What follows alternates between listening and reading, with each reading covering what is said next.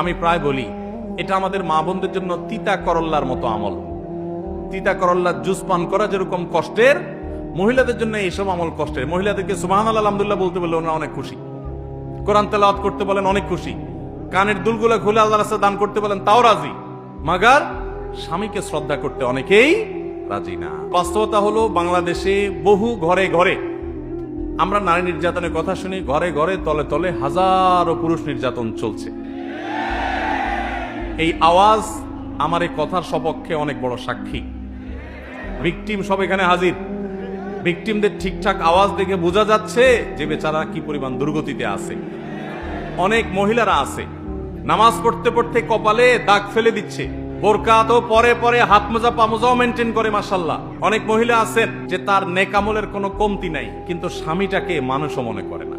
সকাল বিকাল ঝাড়ির উপর রাখে, সকাল বিকাল দৌড়ের উপর রাখে, আর চুন থেকে নুন খসলেই নারী নির্যাতন মামলার ইঙ্গিত দেয়। বাংলাদেশে দুই ধরনের মামলা আছে। এই মামলার নাম শুনলেই বেশিরভাগ মানুষের মাথায় চলে আসে আমাদের, বা আমরা বেশিরভাগ মানুষের ধারণা চলে আসে যে এটা পুরাটাই কোনো মানুষকে ফাঁসানোর জন্য হয়েছে। তার ভিতরে একটা হলো নাশকতার পরিকল্পনার মামলা, আরেক মামলা হলো নারী নির্যাতন মামলা।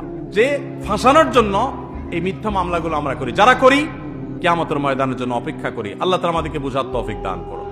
তাহলে মনে রাখবো যে স্বামী স্ত্রী উভয়ের হক আদায় করতে হবে, কেউ কারোর প্রতি জুলুম করতে পারবেন না। মহিলারা তারা অনেক সময় দেখা যায় স্বামীর প্রতি বেয়াদবি করেন, স্বামীকে পাত্তা দেন না, কোনো কথা শোনেন না।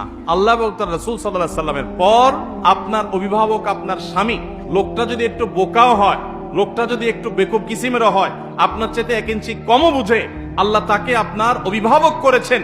আপনি তার আনুগত্য, যদি সে কোনো অন্যায় নির্দেশ না করে, তাহলে তার আনুগত্য করার মধ্যেই আপনার দিনদারি নিহিত আছে।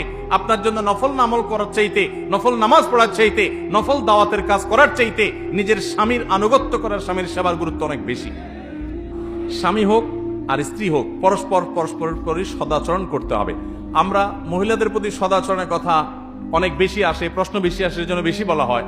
কিন্তু বাস্তবতা হলো বাংলাদেশে বহু ঘরে ঘরে আমরা নারী নির্যাতনের কথা শুনি, ঘরে ঘরে তলে তলে হাজারো পুরুষ নির্যাতন চলছে। আল্লাহ তাআলা আমাদের সবাইকে স্বামী স্ত্রী পরস্পরের হক আদায় করার তৌফিক দান করুন। সদাচরণ করা, উভয়ের প্রতি পরস্পরের কর্তব্যগুলো জেনে সেগুলো পালন করা, নিজের আচরণ দ্বারা কষ্ট না দেওয়া, এগুলো আমাদের কর্তব্যের অংশ।